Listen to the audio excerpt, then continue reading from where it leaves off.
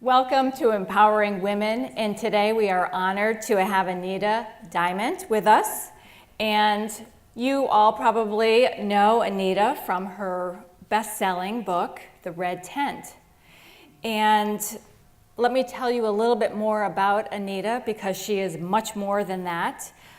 She is a beloved author of the best-selling novel, The Red Tent, and she's written 6 guidebooks to Jewish life and lifecycle events.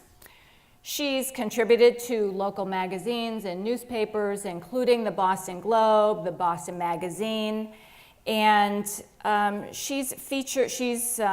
features and columns are covered a wide variety of topics, from profiles of prominent people and stories about medical ethics to first-person essays ranging from politics to popular culture and dog ownership. Her new novel is Day After Night, and she's written, as I said, 4 novels.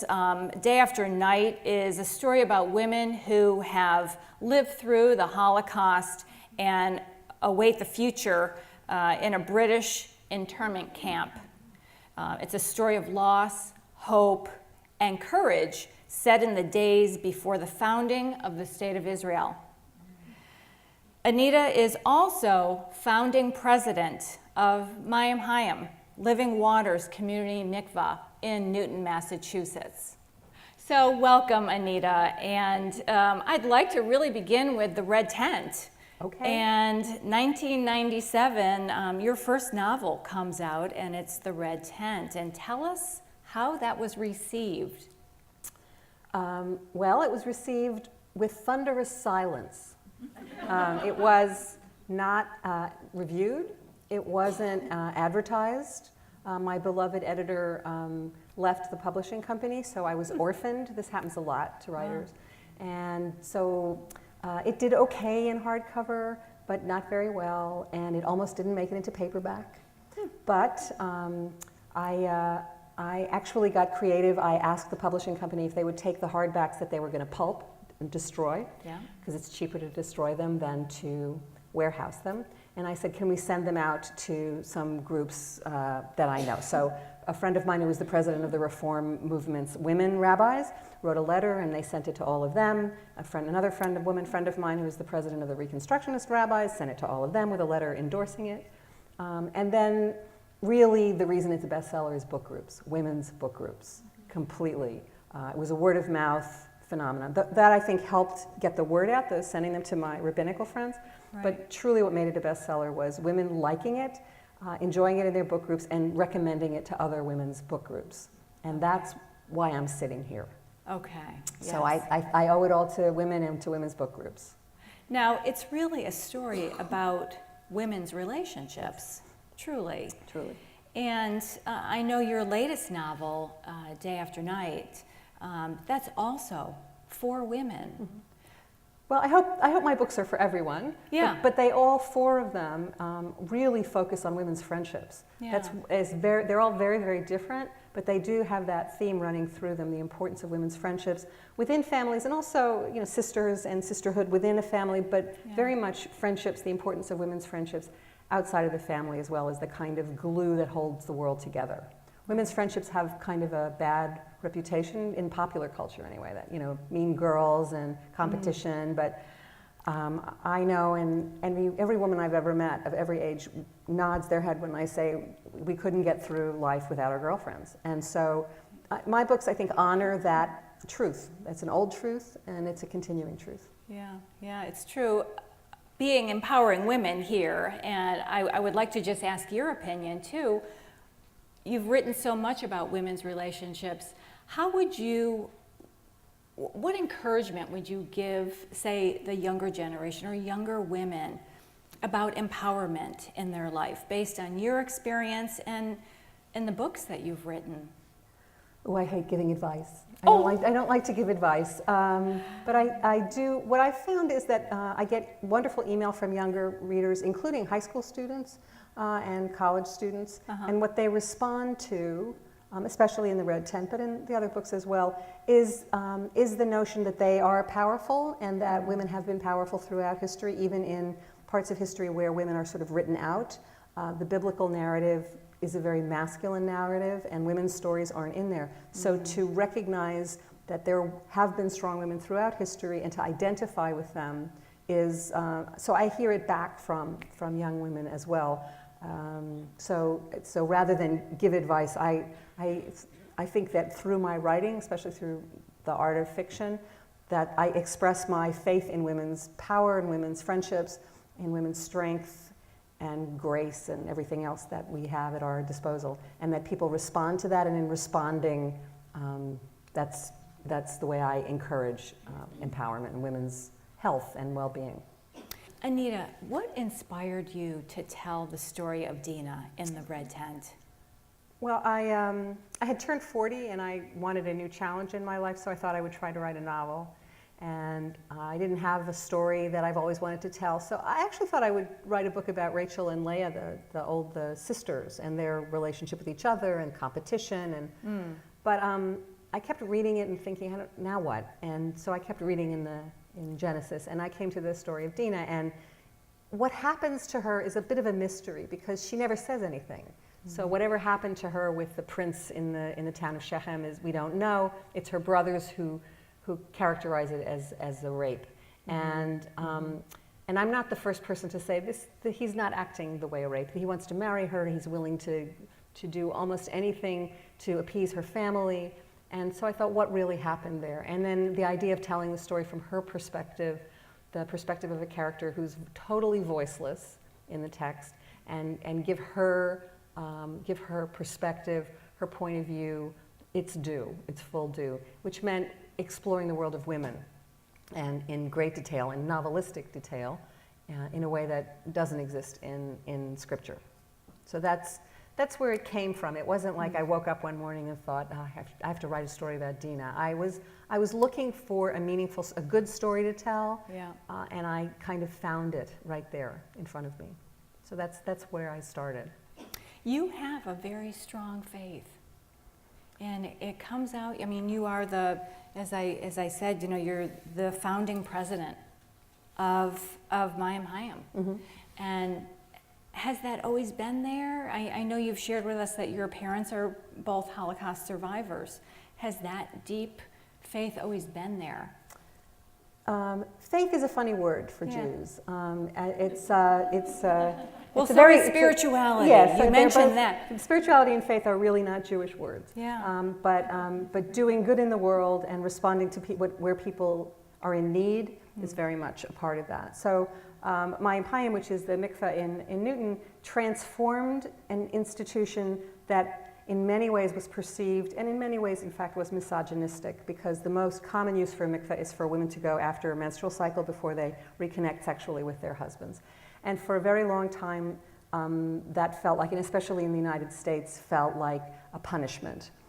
And what we've done with the mikveh in Newton is reinvent, redefine it. It was built by women, with women's money and with women's energy and sweat, and made it a place for everybody, for men and women and for boys and girls to come at moments of transition. So women still come monthly, but they understand that in terms of honoring their own bodies, honoring their cycles, as well as the tradition of the commandment of doing this ritual once a month, but owning the ritual, reinventing it, redefining it, opening it to all different kinds of life cycles for women that have not been acknowledged. Coming of age, 9th month of pregnancy, fighting infertility, losing a child, abuse, becoming a physician, becoming a nurse, becoming a doctor, becoming a rabbi, and marking the transition by immersing in a beautiful pool of water, completely naked, the way you're born, and it enacts birth in a kind of way. And all religious traditions use water.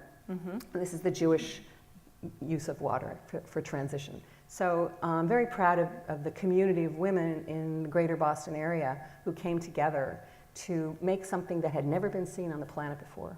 It's a mikveh with an art gallery in it. Yeah. And a learning learning center. And learning centers. As more people come to learn than to immerse in the water. We have a dry side, and we have a wet side, and the dry side gets many more. We have classes from all kinds of people within the Jewish community, kids, and also church groups come, and we've had people come from out of the city and out of the state to see what we've done. Yeah. So we're a national model too. So Anita, another question. With all the time that you have on your hands, how was it that you took so much time to really create Mayim Hayim? Where did that come from? Actually, for me, it was a question of fairness and access, actually. I was working on a book about conversion to Judaism, and the last ritual step in that process is immersing in a body of water.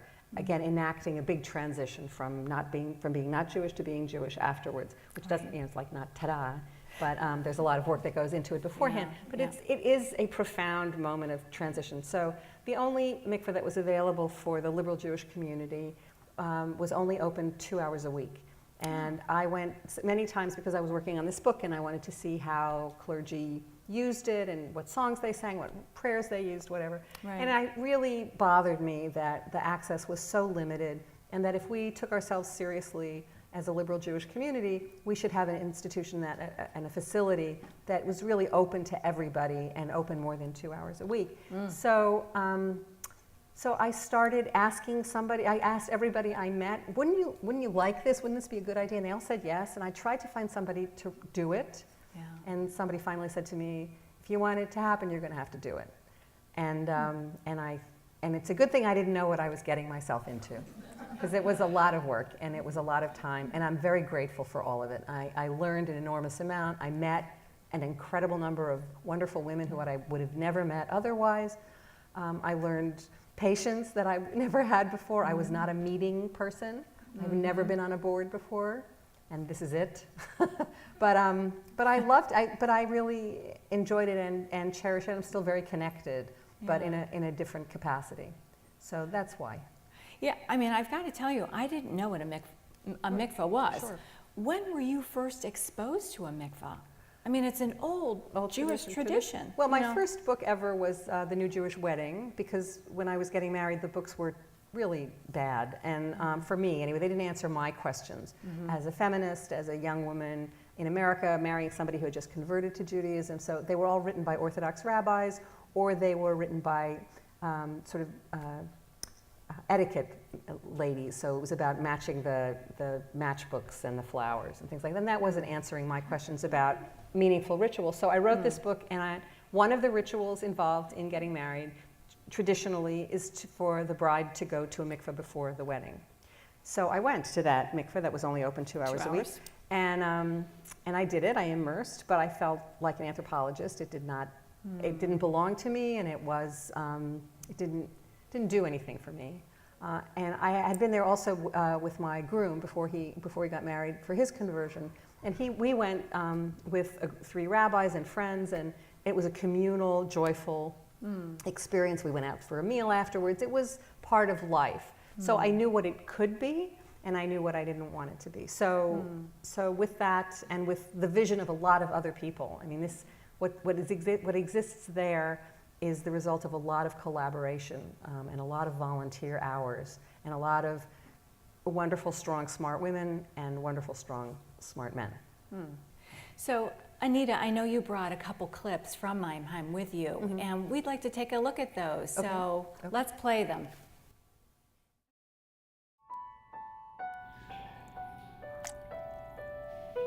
I choose Mayim Hayim as my mikveh because it's such a welcoming, beautiful place. I love it here. I like the people here. I know that whoever I'm going to interact with, I will feel cared for and welcomed in my own sacred experience. We built Mayim Hayim to be as welcoming and embracing as possible, and that meant really being mindful of the way everything looks and feels and smells and sounds. People are nervous when they come here. Most often they have not done this before. This is totally new. It's a ritual that you have to do totally naked, and so there's a lot of anxiety, and on top of that, they're coming at some kind of life transition. I've brought all different types of people to Mayim Hayim. I've brought people who were finishing chemotherapy treatment and they wanted to mark that. We've had bat mitzvah girls come to Mayim Chaim as a way to mark an important transition in their lives. All of the conversion students that I bring here feel right at home. I chose to immerse at Mayim Chaim for the first time to celebrate my 20th wedding anniversary. We both immersed in the 2 separate pools at the same time, and it was a wonderful, unique, and spiritual experience.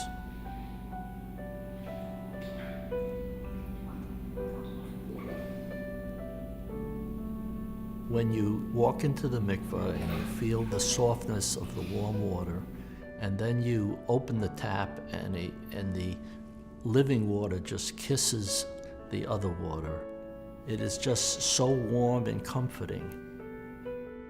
The explicit mission of Mayim Chaim is to provide a space that is warm and welcoming of the broadest sense of the Jewish community. Every family who comes here should feel like this is a place that reflects who they are, that they should feel totally welcome, and that they should feel that this is a place where they can be at home. And that includes people from different faith traditions who are becoming Jewish, people of different ethnicities and races and national backgrounds. It means gay and straight, it means black and white, it means young and old. And there was no such place, and that's one of the reasons we built Mayim Chaim.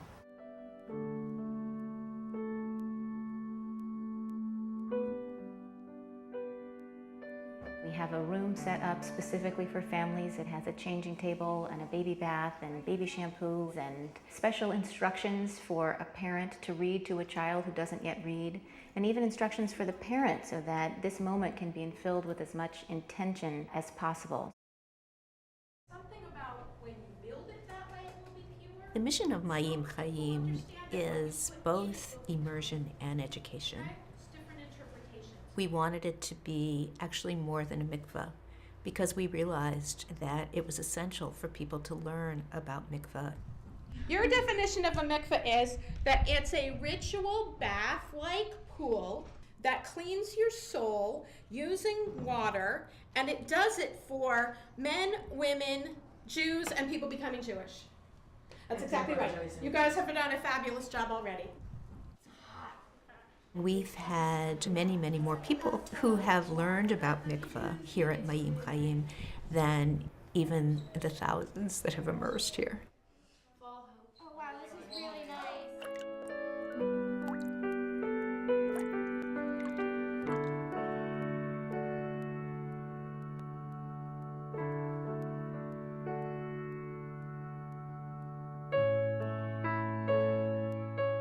A ritual in water has been utilized by human beings for thousands of years, and it has a very unique power in and of itself. Mayim Chaim is, I would say, the most loving, welcoming, accepting place that I've ever been.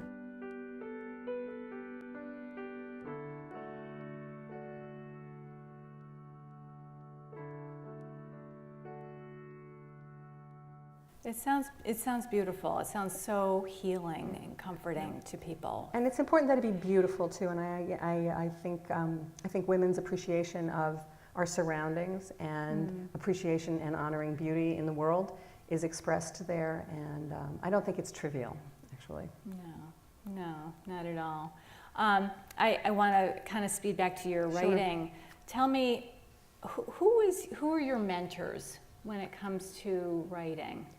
Well, I had some great teachers in college, and my professor in undergraduate school, Harry Martin, I'm still in contact with, and my writing tutor in college, Sandra Stein, I'm still in contact with. And then I've had terrific editors at the Globe, at Boston Magazine, and to a lesser extent with my books. And those are wonderfully collaborative working relationships. So it's been an ongoing process, and I still am mentored by my writing partners and friends as well.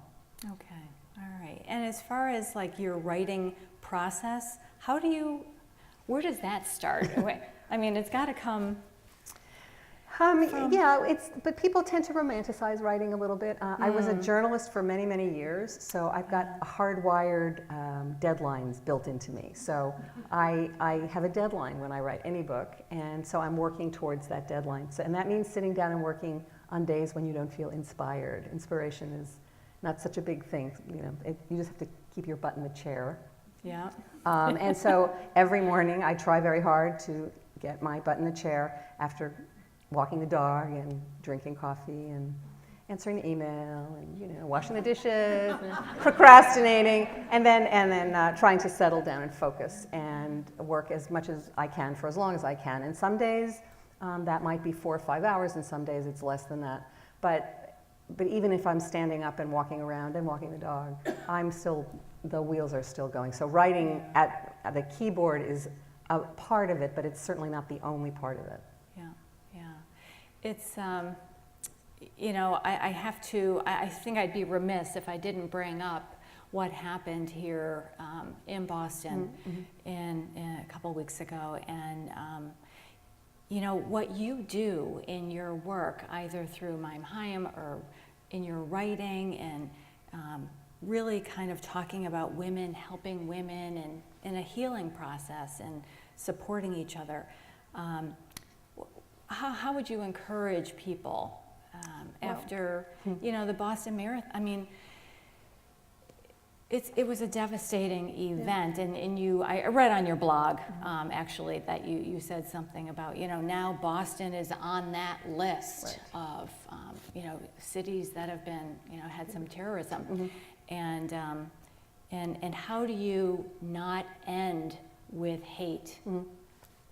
Well, when that happened, when the attacks happened, you know, I watched television endlessly like everybody else, and I had to watch the explosions 20 times before I could actually register what had happened.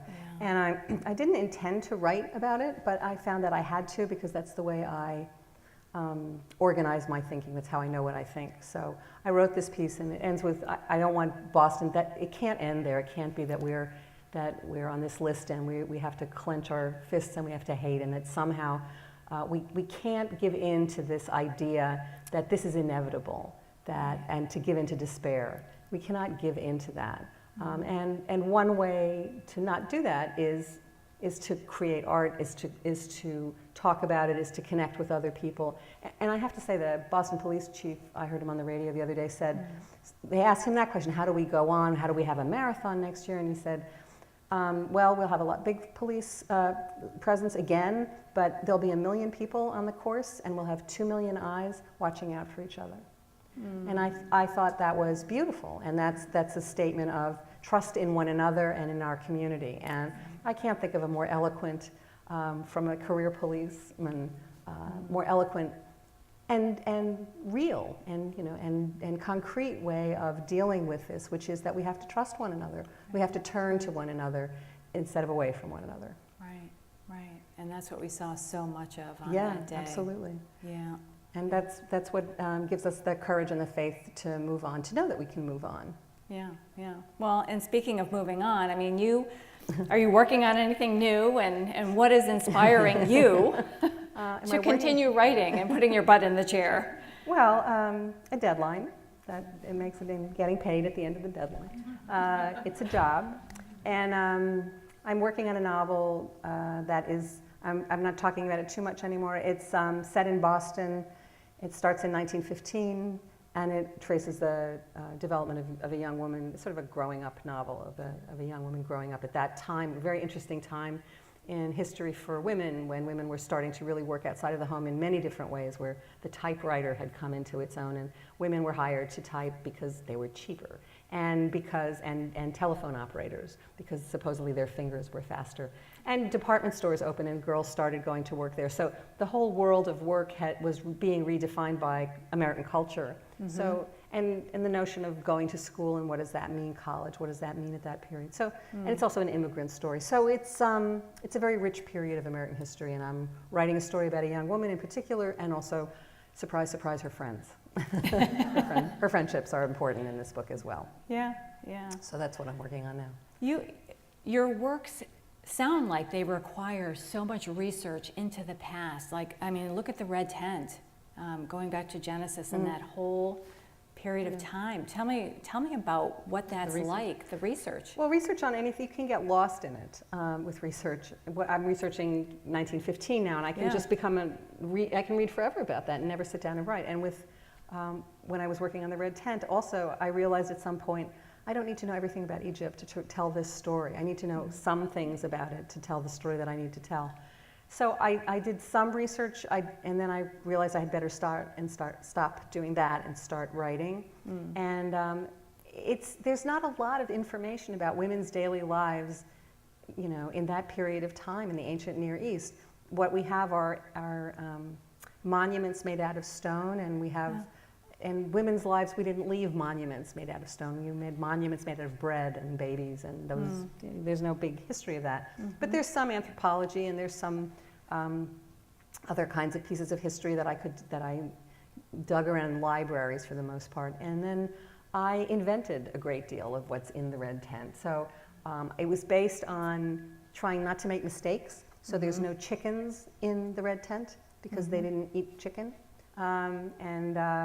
And there's, so the recipe for goat stew, for example, in that book, no one has emailed me to say I got it wrong, but because who knows what the recipe was, but the ingredients are right. So because I could find out what might have been available in that period in history. So it's a funny kind of research because focusing on women's lives, especially in that kind of period, is focusing on the domestic, and it doesn't leave a big footprint in the past. So it's reconstructing what it might have been like to be a woman in that period in history, based on some historical evidence and imagination. So it's a real mixture, and people have asked me, you know, how much is real and how much isn't, and at this point, it's a long time ago, so I don't really remember. But even I think at that time, they blended together. That's the great thing about writing a novel, you get to make things up. And I mean, you're researching 1915 and on, yeah. Yeah, and here we are, speed forward in 2013. How do you feel about being a woman in 2013? A career woman, you know. I feel so lucky to be alive now. When in human history would you prefer to be alive?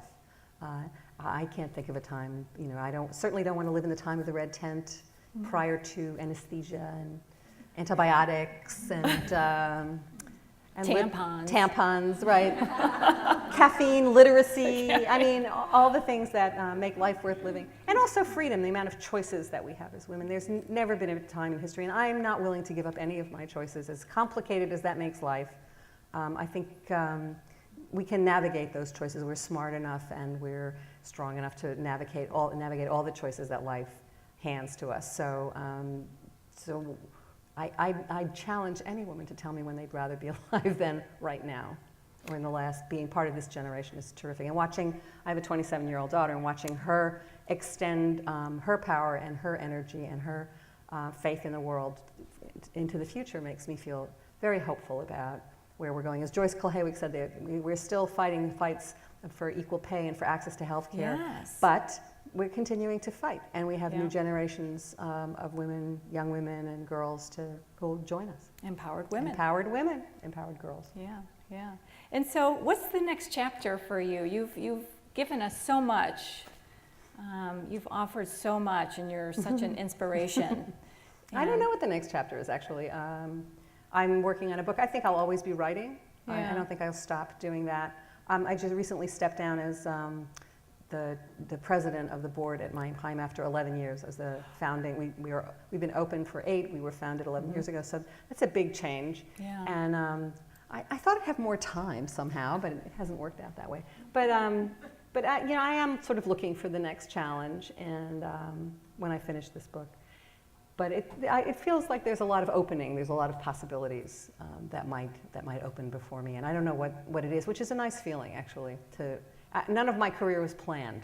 It sort of happened, and I made choices along the way. So I have great faith that whatever is next will be interesting and challenging and fun. Right, right. Well, thank you so much. Totally my pleasure. Thank you so much for joining us. You're watching Empowering Women and Anita Diamant, and visit us at empoweringwomentv.com. Thank you. That's great. That's great.